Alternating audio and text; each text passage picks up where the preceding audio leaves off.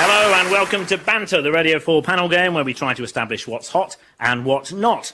I'm Andrew Collins, and joining me to hammer out top threes in categories covering anything from Don Giovanni to Giorgio Armani are Jenny Eclair. Hello. Richard Herring. Hello. Russell Howard. Hello. And Will Smith. Hello.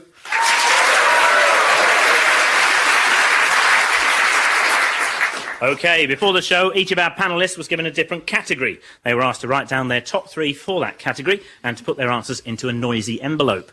Between the rest of us, we'll be trying to come up with top threes for each of these four categories, one by one, with points scored for good suggestions, good objections, and for getting any of my personal favourites, which of course they don't know, at which point you'll hear this.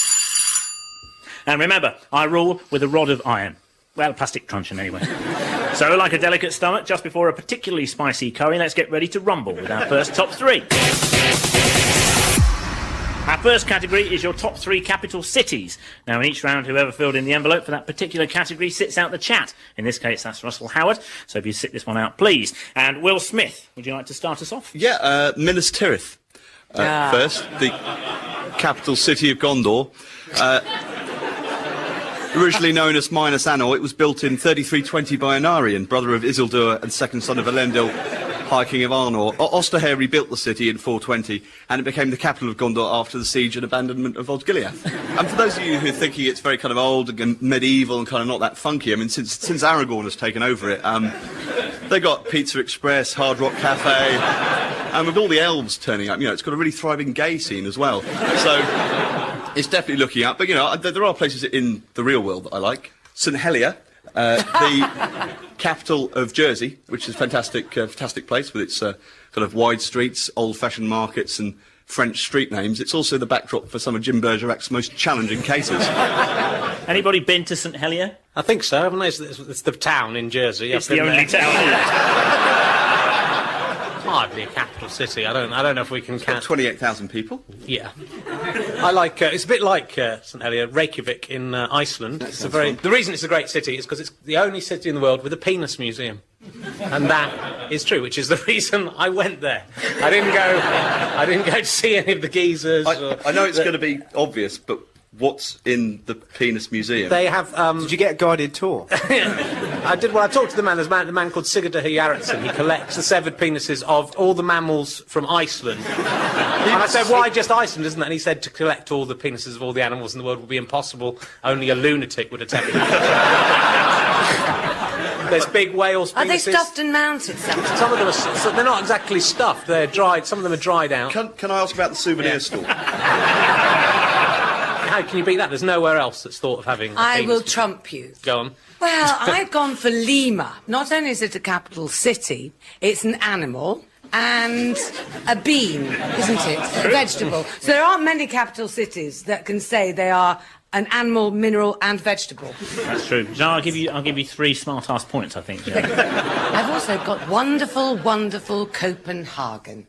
You see, that New York, so good they named it twice. But it didn't have wonderful, wonderful in the title, so therefore not as good. And also, in the song it goes, wonderful, wonderful Copenhagen, salty old dog of the sea. I've got an affinity to anything else that's called a salty old dog of the sea. I like Paris. I went to school trip to Paris. I bet that was mental, wasn't it? It was crazy. I'll tell you what, on the first take off your cravats, we're in France. Did your school take you to any other place, just to places that had capitulated to the Nazis? Is that?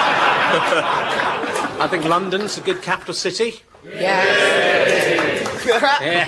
That was an easy cheer. It was.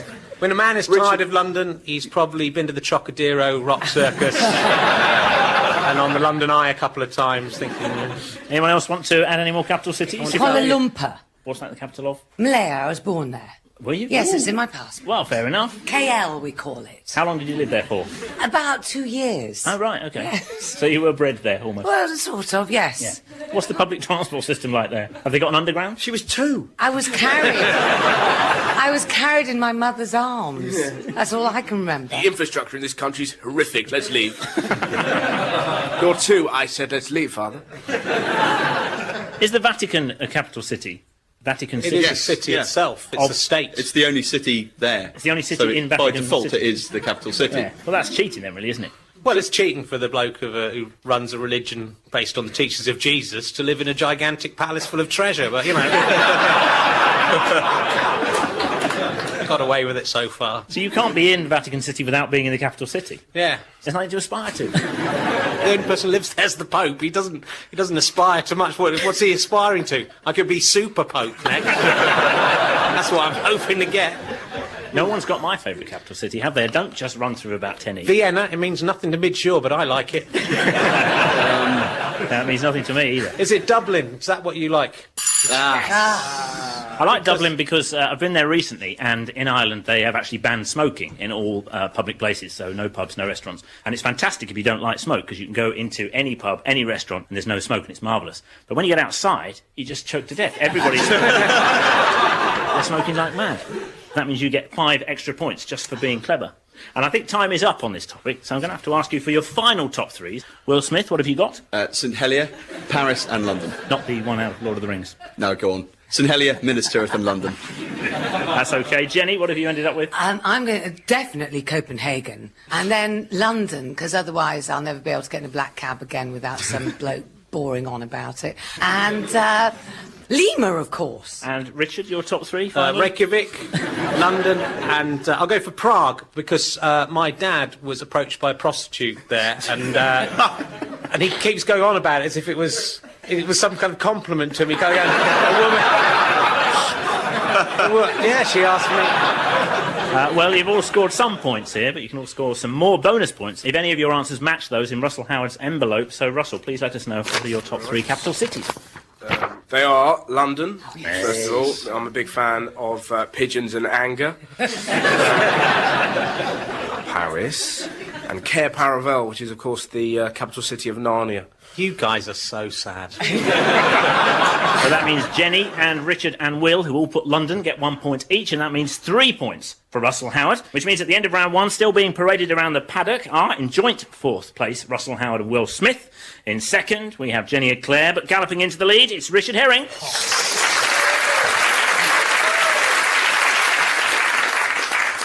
OK, now for one of our quickfire rounds. This one is called Either Or, where we award points not for the answer, but for the reason behind it. So, Jenny, you're up first. Your Either Or is this.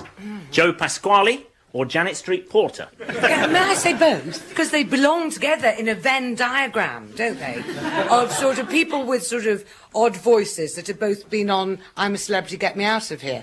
Otherwise, if I have to pick one, I'd go for Janet because I'm really scared of her. Fair enough. I'll give you 2 points for that, I think.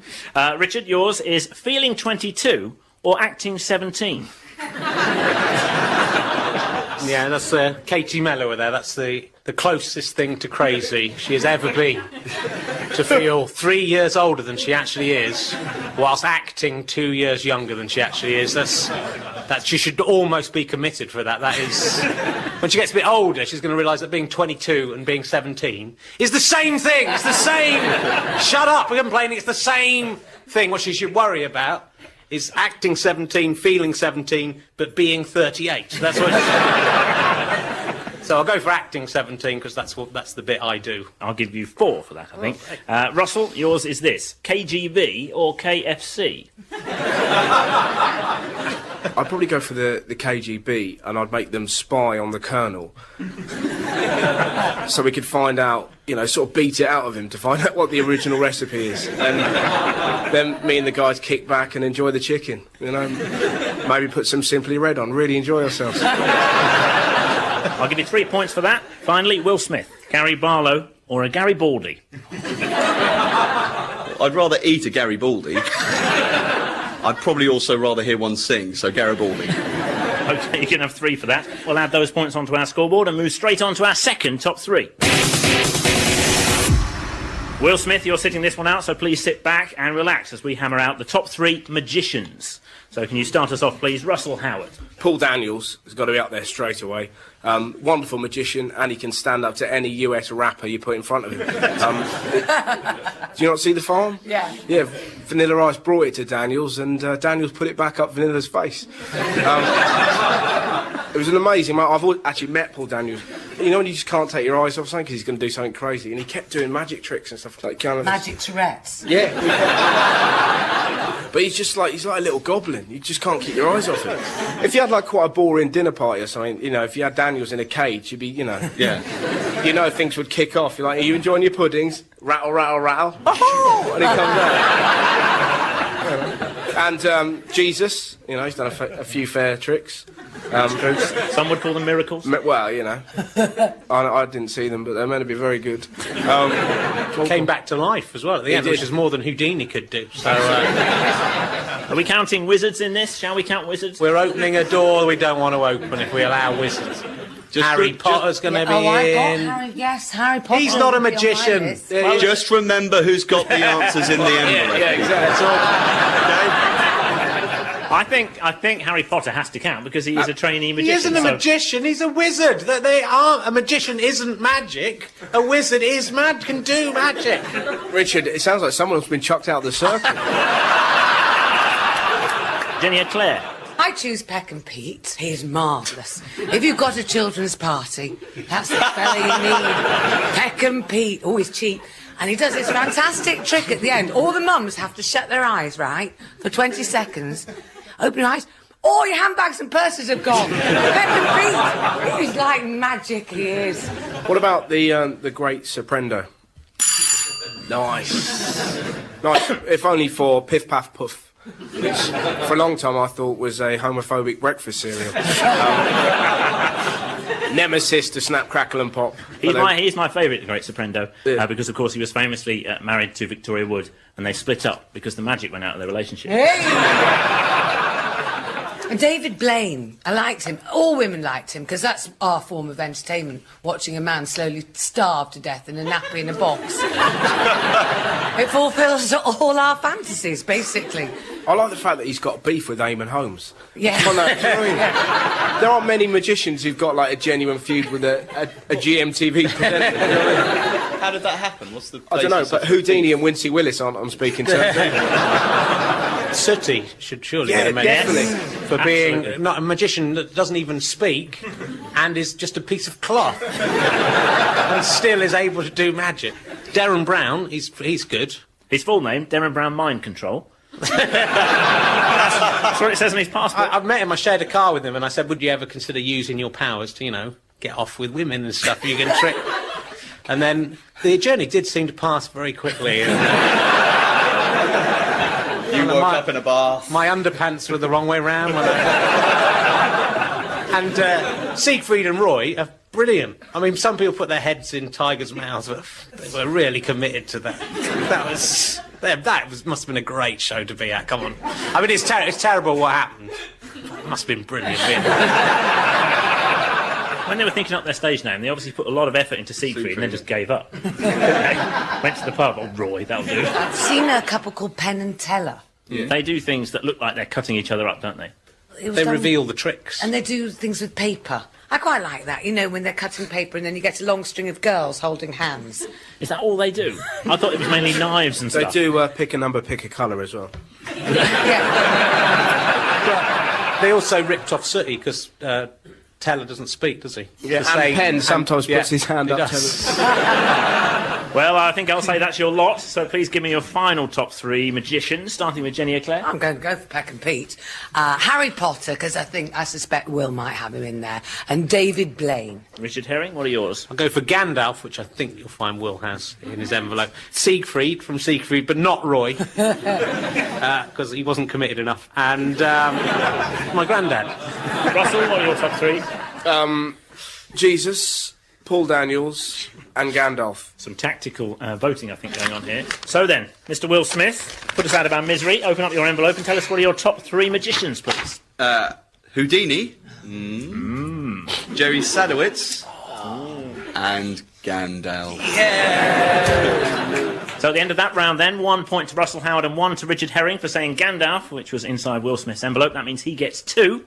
And that means at the end of that round, in 4th place, we have Jenny Eclair. In 3rd, Will Smith. In 2nd, Richard Herring. But leaping into 1st, Russell Howard. OK, time for another quick-fire round. This time, it's simply the best, where we get the audience involved. So, guests, I'd like all 4 of you to write down your favourite scents, please. And as our audience arrived today, we asked them which was their favourite scent, and our guests will score points if their favourite is the same as the overall audience favourite. So, Will Smith, what have you got for your favourite scents? Sight. Russell Howard, what do you have? Smell. All right, Jenny Eclair. Well, it's the only one I've got left. That'll be touch. And finally, Richard Herring. Perspective. That's what I call playing to win.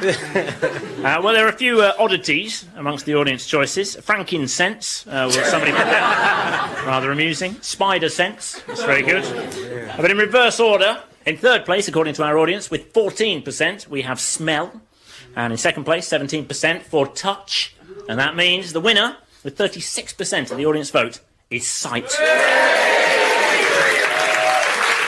that's 5 points to Will Smith, nothing for anyone else, I'm afraid. So on to our next top 3.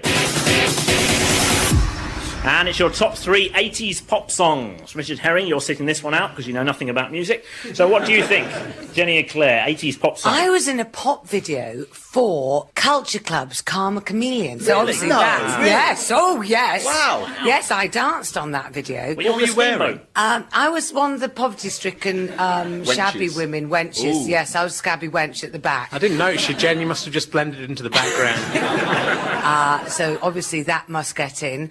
There's no one quite like Grandma. St Winifred's School Choir. I'd like to take a point off you for even mentioning that.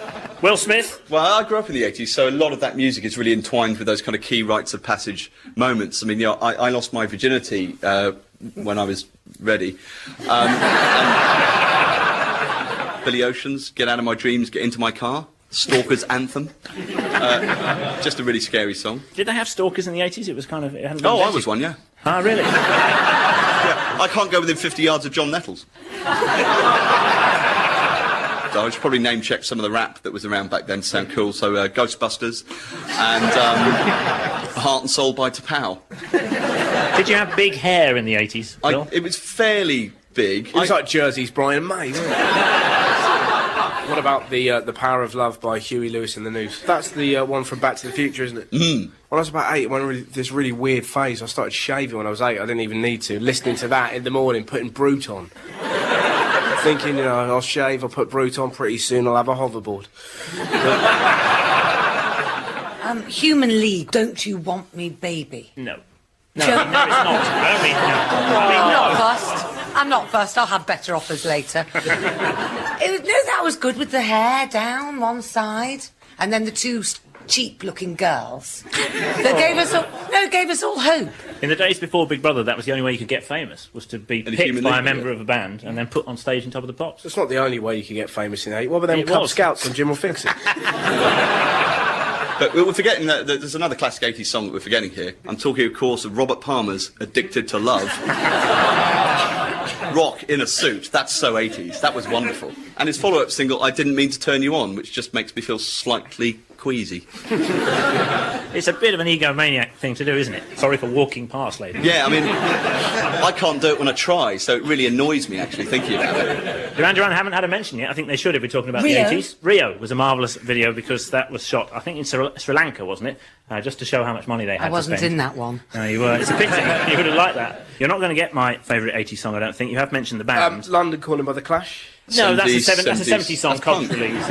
My favourite Human League song is the Lebanon, because, you know... If anyone was equipped to deal with that topic. Absolutely right. Because it contains the lyric, he walks outside the camp and stops, he scans the world outside, and where there used to be some shops is where the snipers hide. That's a pretty acute political comment, and I would say they're stupid snipers. Because why would you hide where the shops used to be? Hide where they still are. There's loads more places to hide. You're a bad they- sniper if people know where you are as well. Yeah, I think so as well. But Phil Oakey knew where they were, Yeah. and he's got only one He eye windows. showing. Well, I hate to say this, but I think I want to break free of this round now. So please give me your final top threes of 80s pop songs. We'll start with Jenny Eclair. Your final three, please. I'm going to go Human League Lebanon, T'Pau, China in Your Hand, and Band-Aid, Do They Know It's Christmas Time? OK, Will Smith, what are yours? The Reflex, with their single The Politics of Dancing.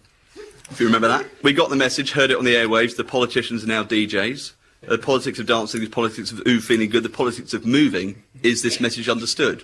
No. Clearly isn't. Enya's Orinoco Flow. Yeah. And, of course, Africa by Toto, because of the line, I know that I must do what's right, as sure as Kilimanjaro rises like Olympus above the Serengeti. It's brilliant. You've got a keyboard solo, a mullet, and a geography lesson. Russell Howard, your top three, please. Yo Bum After the Show by Public Enemy, The Power of Love by Huey Lewis and the News, and the theme music to Airwolf. Right, let's see if there are any more points up for grabs. Richard Herring, please tell us, what are your top three 80s pop songs? Number 1, Rock Me Amadeus by Falco. Oh, yeah. That is unbeatable. Eye of the Tiger by Survivor. Oh, obvious. I love Frosties. And the one I actually...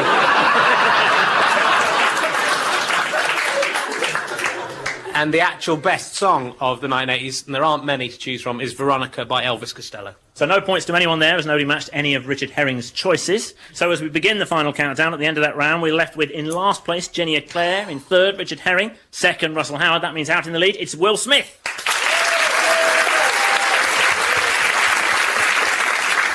OK, time for our final quickfire round called Who Would Win? A series of hypothetical bouts of anything from Kung Fu to Guess Who. Again, it's points for reasons, not answers. So, Richard Herring, who would hypothetically win a drinking contest, Alice Beer or Alec Guinness? I think you're trying to trap me, because you've given a man and a woman there, and you think, well, obviously, you'd have to go for the man, because men are better at drinking. But no, it's a trap, because, of course, Alice Beer's one of the lesser well-known members of the ladette culture. She used to go out drinking with Sarah Cox and Zoe Ball. Weirdly, though, none of those are their surnames. They name themselves after what they like best in the world. And Sarah Cox really liked rowing. Zoe Ball's a big netball fan. And Alice Beer loved beer, so she would definitely win, because she subsists on beer. OK, I'll give you two halves for that. In other words, one. Russell Howard, who would win at ice hockey, Vanilla Ice, or David Hockney? Oh. Well, Ice doesn't sweat it from the mic because he's cool as ice. He's pretty tasty at hockey, but David Hockney has watched the Mighty Ducks over 1,000 times. So nobody messes with Hockney. I'll give you 3 points for that. Jenny Eclair, who would win in a snowball fight, Jon Snow or Lucille Ball? Oh, that's easy. Lucille Ball.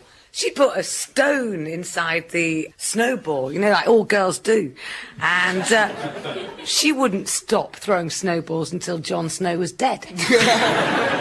I'll give you a decisive 3 for that then. Sure. And finally, Will Smith, who would win at bridge, Isambard Kingdom Brunel or Jeff Bridges?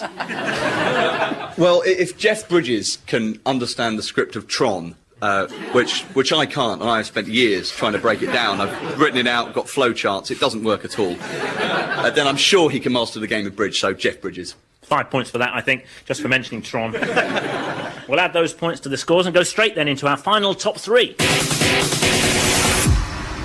Jenny Claire, you're sitting this one out. The rest of you are after your top 3 things a pirate says. Richard Herring, please do start us off. That's the main thing they traditionally say. What has 8 legs, 8 arms and 8 eyes? Don't know. 8 pirates. Richard, I'm going to give you a point for that, because people could actually repeat that in the playground tomorrow. They could, well, I thought I'd do a proper joke. My name is Edward Teach, but people prefer to call me Blackbeard. That's something a pirate might say. What, are we not going to do the voices? I thought we were going to do the voices. Oh, Russell, you get an instant point for being proper and do a voice. Right. I'll slit your gizzards. Oh, that's good. That's good. quite like your voice anyway. I've been hiding a secret. For many years now, I've been a pirate. Have you? I've got a peddler. I'm starting small. How about the DVD quality of this picture is practically perfect.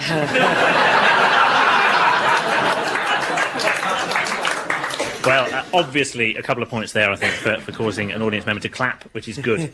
And of course, bringing up the subject of DVD piracy, which is a crime. So, Will Smith. Dead men tell no tales. That's a good one. But if you hide a dictaphone in their belly before you kill them, when you press their stomach, you can have a lot of fun with that. Dead men tell no tales. Would that work? Welcome to Chapter 1. To bid a soft farewell is an old pirate saying, which means you leave your confederates without their knowledge, often carrying their share of the loot. But don't confuse it with to leave a soft farewell. That's something tramps do to mark their territory. Yo ho ho and a bottle of rum. Yeah? It's a good one. I think Father Christmas might start out as a pirate. And it's... Kiss my hook. Kiss my hook. That's brilliant. Shouldn't we use some of this money to spend on realistic prosthetic limbs? Avast. Quite like the Avast. Isn't that what Bruce Willis wore in... How about, I'm fed up with fish. What I wouldn't do for a potato, whatever that is. Well, that's your lot, I'm afraid. So for the last time, can I have your top 3 things a pirate says? Will Smith? Shiver me timbers, dead men tell no tales, and to bid a soft farewell. Marvellous. Russell Howard, what have you ended up with? R. Walk my plank, the plank. No. And, does anyone see my varnish? Look at my legs. Richard Herring, your top 3, please. R. It's driving me nuts. It's a punchline to another pirate joke, I know. He's got a ship's wheel down his trousers. And,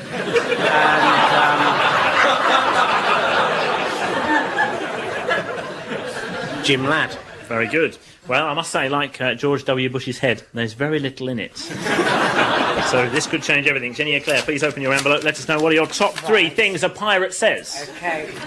Yo ho ho and a bottle of Chardonnay. Pirate Jenny, original one. Now then, this is going to cause problems. I got Jim Ladd. 2 Fair points. enough. 2 points. And then my last one is Shiver me timbers. So for matching up with Shiver Me Timbers, Will Smith gets 1 point, Russell Howard gets 1 point for matching up R, and Richard Herring gets 2 points for matching up R and Jim Ladd.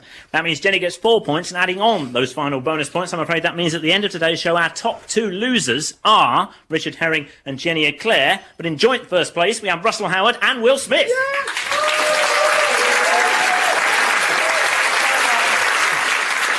So that's all from us for today's show. A big thank you to all my guests. And remember, good things often come in small packages, apart from Easter eggs. Goodbye.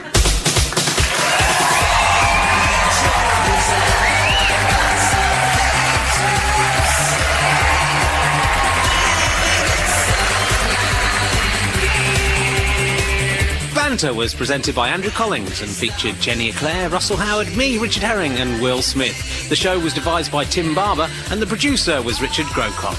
Banter is an Avalon production for BBC Radio 4.